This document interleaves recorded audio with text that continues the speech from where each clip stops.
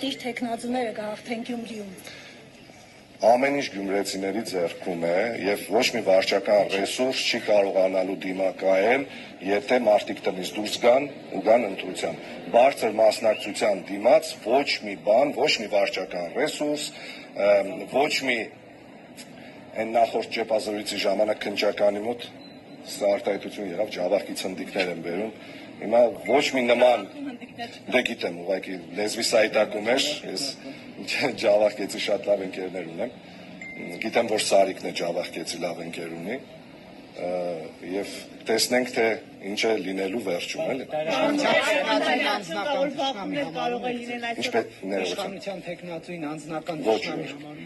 Քարյան, ինչպես եք, եթե դառնաք քաղաքապետ, ինչպես եք պատկերացնում ձեր եւ Նիկոլ Փաշինյանի աշխատանքը, մենք տեսնում ենք ընդդիմադիր քաղաքապետների, ովքեր գնում եւ դիմավորում են նրան երկմարուր այցելում։ Դուք ինչպես եք Ծաղկե փնջերից ինչպես եք հրաժարվել, թեև մենք նաև հրաժարվածներին ունենք մեր տեսադաշտում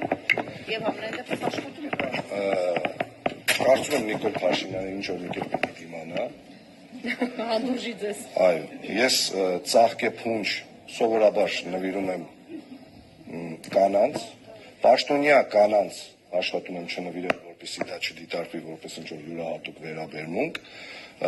իսկ Նիկոլ Փաշինյանին ծաղկե փունջ նվիրել չեմ պատրաստվում։ Նիկոլ Փաշինյանը հիշեցնեմ ձեզ, որևէ պաշտոն չունի։ Աշխատանքային այցով կա նման, կներեք, Նարեկ ջան, չկա նման կանոնակարգ,